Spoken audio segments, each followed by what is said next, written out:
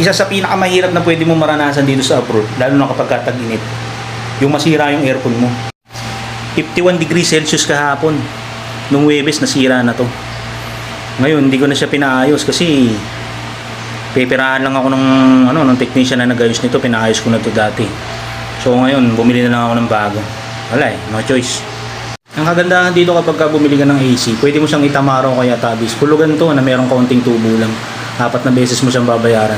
Ganun talaga pag inabot ka ng malas pero wala, kailangan kailangan gumastos kasi mas mahirap yung magtrabaho ka ng puyat, walang tulog. Nakakainis. At ayun na mga idol, tapos pumunta ako dun sa pinagpagawaan ko ng aircon.